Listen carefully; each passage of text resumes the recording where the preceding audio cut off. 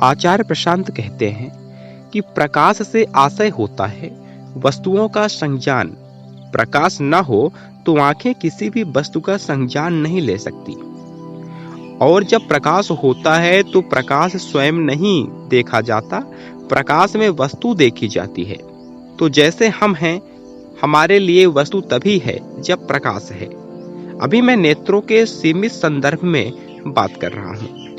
आंखों के लिए संसार सिर्फ तभी है जब रोशनी है। रोशनी नहीं है तो कम से कम आंखों के लिए संसार नहीं है। हाथों के लिए हो सकता है, शायद आप छू सकते हो किसी चीज को, आंखों के लिए कुछ नहीं है। तो प्रकाश क्या है? प्रकाश सूचक है वस्तु का। प्रकाश माने वस्तु और वस्तु माने संसार। तो जहां प्रकाशित इकाइयों की बात हो रही है, जैसे चंद्र, सूरज, अग्नि, बिजलियां, तो उनसे क्या आशय हुआ? संसार। दोहराता हूं, जब आप प्रकाश की बात करते हैं तो संदर्भ आंखों का होता है ना, कान का होता नहीं। कान के लिए तो प्रकाश की कोई महत्ता ही नहीं है। आंखों के लिए प्रकाश क्या है? आंखों के लिए प्रकाश अपने आप में स्वाधीन रूप से कोई महत्वपूर्ण चीज नहीं हो सकती, क्योंकि प्रकाश स्वयं देखा नहीं जा सकता। प्रकाश एक माहौल है, प्रकाश एक माध्यम है जिसमें चीजें देखी जाती हैं। जब प्रकाश किसी वस्तु पर पड़ता है तो उस वस्तु से टकराकर आपकी आंखों पर आता है, फिर वो आपकी आंखों से भी टकराता है। पहले वो किससे टकराया? जिस चीज पर पड़ा, जिस वस्तु पर पड़ा, उस चीज से टकराने के बाद वो किससे टकराया? आपकी आंखों के पर्दे से टकराया। इस तरह से प्रकाश उस चीज और आपकी आंखों के बीच का पुल बन गया। तो प्रकाश की अपने आप में कोई महत्ता नहीं है। उसकी महत्ता यही है कि प्रकाश पुल बनकर उस चीज को आप तक ले आया। तो महत्ता फिर किसकी हुई? उस चीज की। प्रकाश तो माध्यम मात्र है। प्रकाश माध्यम मात्र है संसार को आंखों तक लाने का। तो जब कहा जाता है प्रकाश, तो आशय संसार से है, क्योंकि प्रकाश माने वस्तु, जिस वस्तु पर प्रकाश पड़कर आप तक आ रहा है, और वस्तु माने संसार, वस्तुओं के समूह को ही संसार कहते हैं। ये जितनी चीजें हैं जो चेतना का विषय हैं, इनमें परमात्मा नहीं समाया हुआ है। इनसे नहीं है परमात्मा। ना तो ये परमात्मा को घेरे हुए हैं, ना ही इनसे परमात्मा का उद्भव है, बल्कि उल्टी बात है। परमात्मा है तो ये चीजें हैं। अब इसमें जो समीकरण है उसको थोड़ा और आगे ले जाएंगे। देखिए, उपनिषद बहुत साफ सुथरे ग्रंथ हैं। कल्पना के अनुसार, कल्पना के लिए, अनुमान के लिए, तीर तुक्केबाजी के लिए इनमें कोई जगह नहीं है। गलतियां हैं, बहुत सत्यनिष्ठ हैं, बड़े ईमानदार हैं। जो हमने कहा था प्रकाश, और प्रकाश को जानो वस्तु और वस्तु को जानो संसार। अब उसी को एक कड़ी और आगे बढ़ाइए। अगली कड़ी में कहिए कि संसार को जानो संसारी, क्योंकि संसार किसके लिए है? जो उसको देख रहा है। और संसारी, हम जब कहते हैं कि संसार को देख रहा है तो वास्तव में हम संसारी की चेतना की बात कर रहे हैं। आपका नाखून थोड़े ही संसार को देखता है, और जब आपकी चेतना सुप्त पड़ जाती है तो आपको संसार प्रतीत होता है क्या? तो प्रकाश से आशय हुआ वस्तु, वस्तु से आशय हुआ संसार, संसार से आशय हुआ संसारी, और संसारी से आशय हुआ चेतना। समझ में आ रही है बात? तुम्हारी चेतना में नहीं है सत्य, लेकिन सत्य के होने से तुम्हारी चेतना है। एक कबीर साहब ने कई शताब्दियों बाद क्या कहा कि चांद सूरज वहां पवन न पानी, को संदेश पहुंचावे, नहर बा हमको न भावे। बिल्कुल वही बात है जो उपनिषद के ऋषि कह रहे हैं। और ऋषियों ने तो प्रकाश भर की बात करी थी, कबीर साहब ने उसमें और इंद्रियों को भी जोड़ दिया। कहा न पवन है न पानी, तो इंद्रियां और जोड़ दी हैं। कौन सी दो इंद्रियां? पवन और पानी का संबंध किन किन इंद्रियों से है? नाक और त्वचा, और तुम जीवा भी उसमें जोड़ सकते हो, बल्कि 3 इंद्रियां जोड़ दी। सब इंद्रियों का विषय क्या है? संसार। तो जब कहा जाए कि वहां पर ये सब वस्तुएं नहीं है, तो वास्तव में एक कहा जा सकता है कि वहां पर संसार नहीं है। माने संसारी नहीं है, माने संसार संसारी की चेतना नहीं है। माने तुम्हारी चेतना का जैसी तुम्हारी चेतना होती है वहां कोई प्रवेश नहीं है। तुम्हारी चेतना जैसी अभी है वहां प्रवेश नहीं कर पाएगी, लेकिन तुम्हारी चेतना का उद्गम, तुम्हारी चेतना का स्रोत वही है। आपको दो बातें बताई जा रही हैं, बहुत करीब है आपसे और बहुत दूर भी हैं। आप जैसे हैं आपसे बहुत दूर हैं, आप प्रवेश नहीं कर पाएंगे, लेकिन बहुत निकट हैं आपके, क्योंकि आप जैसे हैं आप हैं उसी से। आप जैसे हैं आप उस तक पहुंच नहीं सकते, तो बहुत दूर हो गया, बहुत दूर हो गया। तद दूरे तद्विंतिके उपनिषद कहते हैं।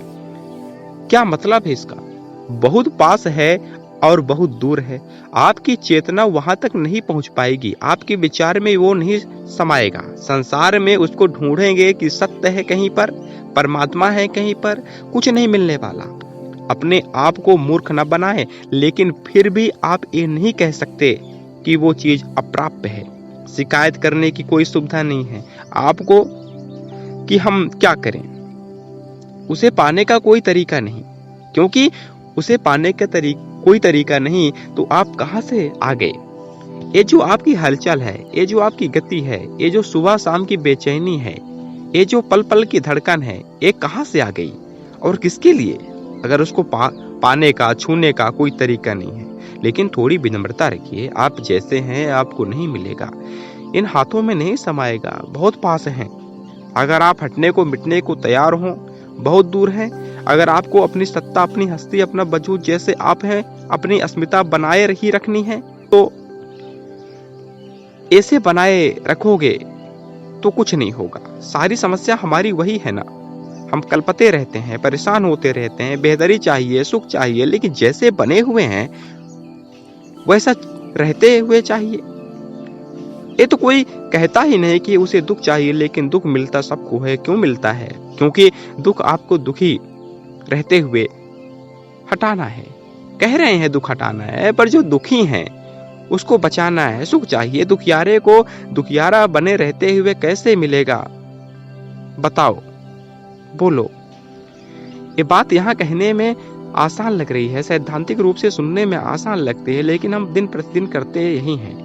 हम अपनी चेतना, अपनी वर्तमान स्थिति पर इतना भरोसा करते हैं, इतना नाज है हमें अपने ऊपर, इतना आत्मविश्वास है कि हम कहते हैं ऐसे ही रहते रहते हमारी आंतरिक प्रगति हो जाएगी, या हो सकती है। हम कोशिश करेंगे, हमें भरोसा पूरा है, और वो होती नहीं। ऋषियों ने इसलिए बार बार कहा है, नहीं नहीं नहीं। उन्होंने और किसी को नहीं बोला है। किसको नकारा है? उन्होंने हमारे आत्मविश्वास को नकारा है। वास्तव में सबसे बड़ा अंधविश्वास विश्वास ही है। हम सोचते हैं कि बाहर की किसी ऐसी चीज पर भरोसा कर लेना जो है ही नहीं, अंधविश्वास कहलाता है। नहीं, पहला अंधविश्वास है अपने भीतर की उस चीज पर भरोसा कर लेना जो है ही नहीं।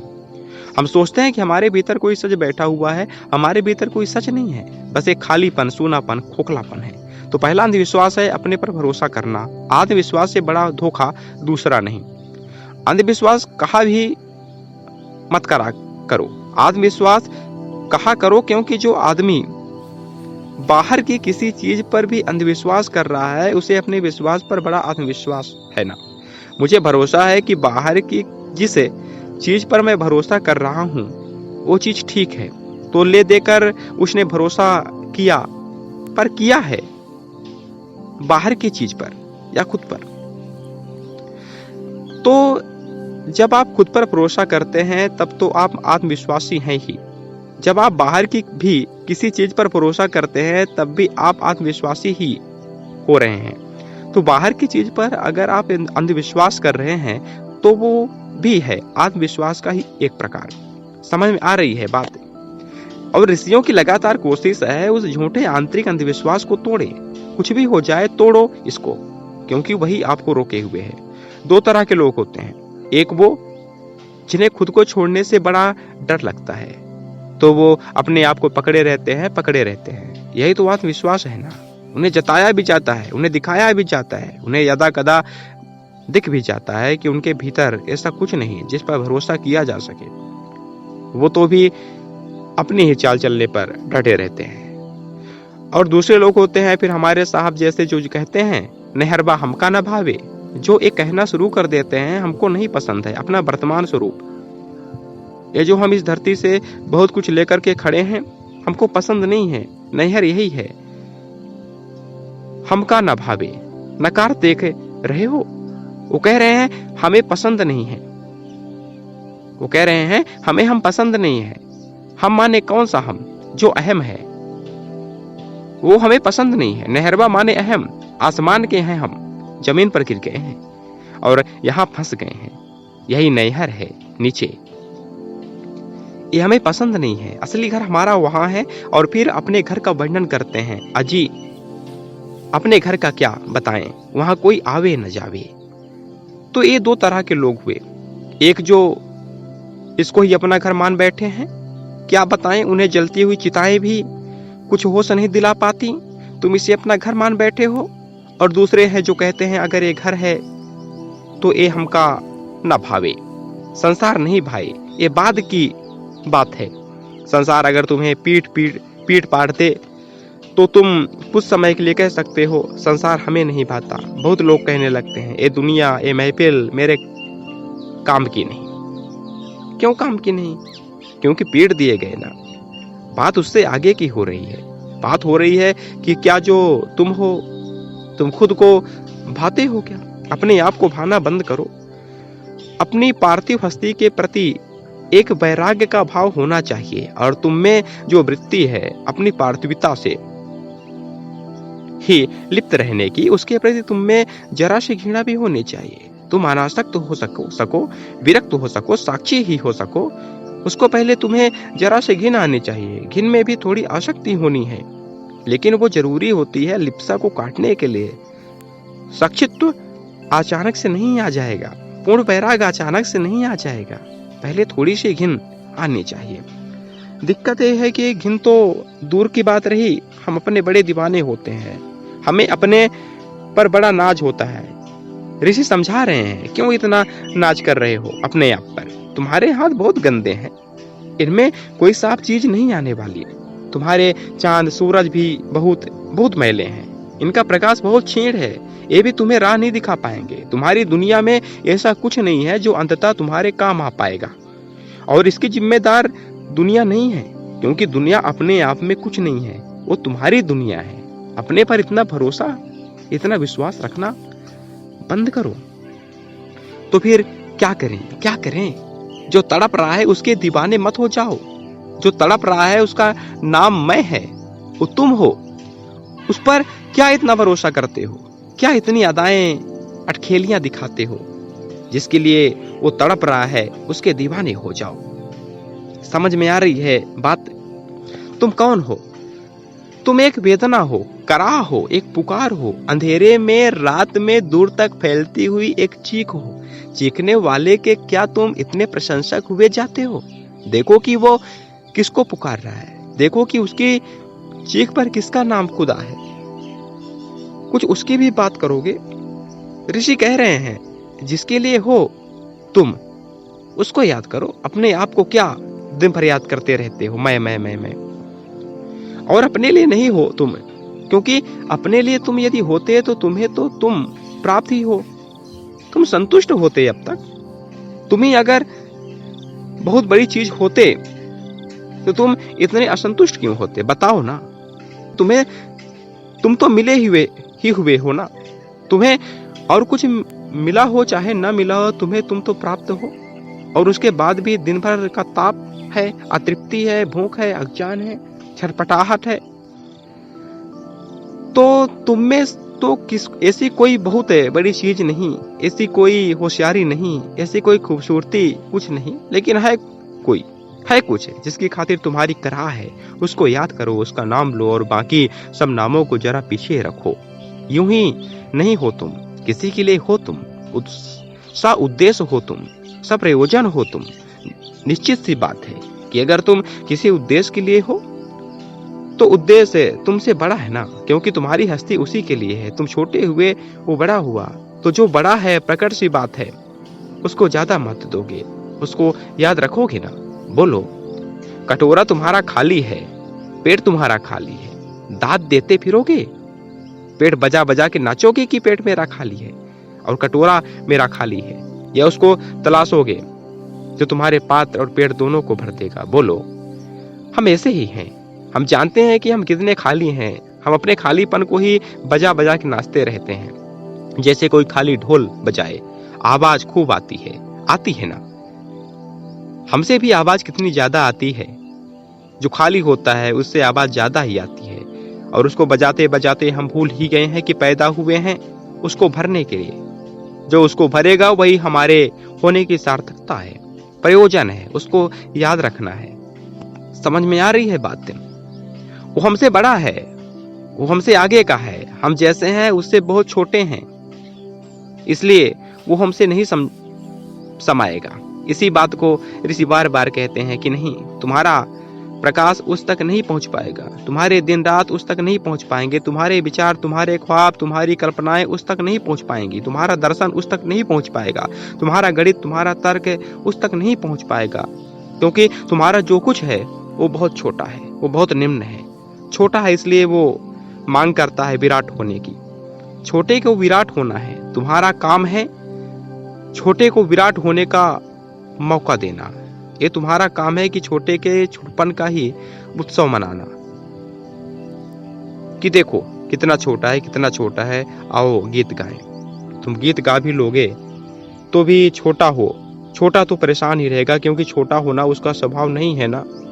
वो तलाश रहा है बड़प्पन को, वो तलाश रहा है वैराट्य को।